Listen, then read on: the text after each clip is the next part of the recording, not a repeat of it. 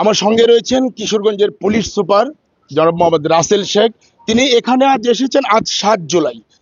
এখানে দুইজন পুলিশ সদস্য জনগণের যান রক্ষা করতে গিয়ে এখানেই শহীদ হয়েছিলেন। এই যেখানে আমি দাঁড়িয়ে আছি এটা কিশোরগঞ্জের শোলাকিয়ার মুফতি মোহাম্মদ আলী মসজিদের মোড়।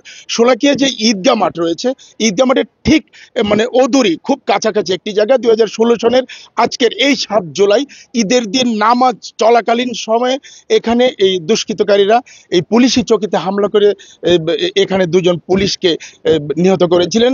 এই যে দুজন পুলিশ শহীদ হয়েছিল প্রতি বছর 2016 সালের পর থেকেই জেলা পুলিশের যে পুলিশ সুপার রয়েছেন তিনি এবং জেলা পুলিশের অন্যান্য কর্মকর্তারা এখানে এই রাজনৈতিক কর্মকর্তারা বা যারা সুশীল সমাজের লোকজন রয়েছেন তারা এখানে আসেন এই দুজন পুলিশকে মানে শ্রদ্ধা জানাতে। এই সহকর্মীদেরকে আসলে শ্রদ্ধা জানাতে এসে তারা আবেগে আপ্লুত হন। পাশাপাশি এই ঘরের ভিতরে থেকে ঝর্ণা রানী ভৌমিক নামে গৃহবধূ নিহত হয়েছিলেন। সব মিলে আসলে আজকের এই দিনটি পুলিশের জন্য একটা গুরুত্বপূর্ণ দিন। কিশোরগঞ্জ জেলা পুলিশের জন্যই শুধু নয়, সারা বাংলাদেশের পুলিশের জন্য এই যে বীরত্ব, এই যে গৌরব গাথা, এই দুজন পুলিশের এই যে মানে নিজের জীবন দিয়ে একেবারে মানে এই কয়েক লক্ষ মুসল্লিকে মানে বাঁচানো, এই বিষয়টি নিয়ে আসলে আবেগে আপ্লুত। এই যে ওনারা আসেন সহকর্মীদেরকে ফুল দিতে। আমি আসলে যে বিষয়টা এই পুলিশ সুপার মানে মোহাম্মদ রাসেল শেখের কাছে জানতে চাইবো যে আসলে এই যে এই ঘটনার পর যে মামলাটা হয়েছিল, এই মামলাটায় তারা আসলে কি মানে চার্জশিট দিয়েছিল, এখনো মামলাটা বিচারাধীন, 8 বছরেও বিচার কার্য শেষ হয়নি।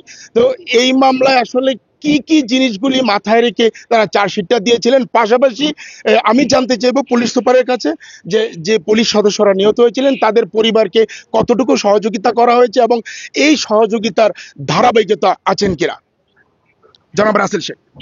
আমরা যখন এই মামলাটির তদন্ত করেছি, আমরা সর্বোচ্চ পেশাদারিত্ব বজায় রেখেই তদন্ত সমাপ্ত করেছি। এখানে যে সমস্ত উপকরণাদি মামলার সাথে সংশ্লিষ্ট, যেগুলি জব্দ করা প্রয়োজন সেগুলি সময় মতো জব্দ করা হয়েছে। যে সমস্ত উপকরণাদি ফরেন্সিক ল্যাবে প্রেরণ করা দরকার সেগুলি ফরেন্সিক ল্যাবে প্রেরণ করা হয়েছে। যে সমস্ত সাক্ষীদের সাক্ষ্য গ্রহণ করা প্রয়োজন সেই সমস্ত সাক্ষ্যগুলি নেওয়া হয়েছে। আসামিদের গ্রেপ্তার করা, জিজ্ঞাসাবাদ করা, সমস্ত কার্যক্রম অত্যন্ত পেশাদারিত্ব এবং আইন মাফিক যে আইনে যেভাবে বলা আছে সেগুলি নিশ্চিত করে 2018 সালে একটি চার্জশিট প্রদান করা হয়েছে। আমরা এই চার্জশিটে 24 জনকে অন্তর্ভুক্ত করে অভিযোগপত্র দাখিল করা হয়েছে এবং যারা এই ঘটনার সাথে সরাসরি সম্পৃক্ত তাদের মধ্যে ইতিমধ্যে বেশ কিছুজন মৃত্যুবরণ করেছেন। স্বভাবতই তারা মামলার প্রসিডিউর অনুযায়ী তাদের কার্যক্রম সম্পন্ন হবে।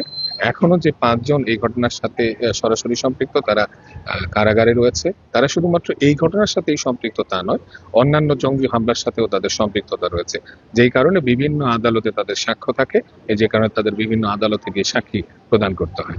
মামলার অগ্রগতির দিক বিবেচনা করলে আপনি প্রণিধানযোগ্য অগ্রগতি নিঃসন্দেহাতীতভাবে হয়েছে। এই মামলায় 101 জন সাক্ষীর সাক্ষ্য গ্রহণ করা প্রয়োজন। তার মধ্যে ইতিমধ্যে 60 জন সাক্ষী তাদের বিজ্ঞ আদালতে সাক্ষী দিয়েছে। আমি আমার সহকর্মীর এই যে হত্যাকাণ্ড, এই হত্যাকাণ্ডের অবশ্যই ন্যায় বিচার চাই, অবশ্যই বিচার চাই। আমরা যে চার্জশিট দিয়েছি সেই চার্জশিটে আমাদের এই যে আকাঙ্ক্ষা সেটি বাস্তবায়িত হয়েছে, তথ্য প্রমাণের ভিত্তিতেই বাস্তবায়িত হয়েছে, আবেগের বিষয় নয়, বাস্তবায়িত হয়েছে। আমরা ন্যায় বিচার পাবো বিশ্বাস করি। আর আমার যে সহকর্মী 2 জন হত্যাকাণ্ডের শিকার হয়েছে জঙ্গিদের কর্তৃক, তারা তো প্রকৃত অর্থে শাহাদাত বরণ করেছেন, শহীদ হয়েছেন। মানুষের জীবন রক্ষার্থে, মুসল্লিদের জীবন রক্ষার্থে নিজেরা আত্মাহুতি দিয়েছেন। শত শত মানুষের জীবন রক্ষার্থে এই আত্মাহুতি নিশ্চয়ই আল্লাহ এর বিবেচনায় নেবেন। এদের আত্মত্যাগ রাষ্ট্র বিবেচনায় নিয়েছে, রাষ্ট্র আরো বিবেচনায় নেবে। যেহেতু আমরা সরকারি সংস্থায় কাজ করি, আমাদের যে সমস্ত বিধিবদ্ধ ব্যবস্থা দিয়ে আছে সেই সমস্ত ব্যবস্থা দিতে এই 2 পরিবার তো অবশ্যই সহযোগিতা পেয়ে আসছেন, পেয়ে থাকবেন। কারণ পুলিশ একবার যে জয়েন করে সে আজীবনই পুলিশ পরিবারের সদস্য। তাদের সাথে আমাদের সবসময় সার্বক্ষণিক যোগাযোগ রয়েছে।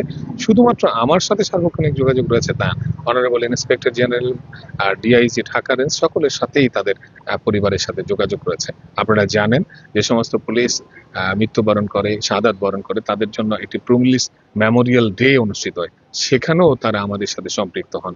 সব মিলিয়ে এটি পুলিশ পরিবারের অংশ। তারা, উনি থাকুক বা না থাকুক, উনি পুলিশ পরিবারের অংশ। তাদের মায়েরা পুলিশের মা, অতএব তাদের সাথে আমাদের সম্বন্ধ মা ছেলের মতোই।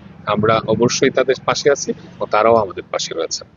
আপনারা শুনছিলেন পুলিশ সুপার যে কথাটি বলছিলেন যে যারা শাহাদাত বরণ করেছেন এবং যাদেরকে স্মরণ করতে এই 7 জুলাই প্রতি বছরে এখানে তারা আসেন, এখানে একটা অস্থায়ী বেদি তৈরি করে তাদেরকে পুষ্পস্তবক অর্পণ করা হয় এবং তাদেরকে স্মরণ করা হয় শ্রদ্ধা ভরে।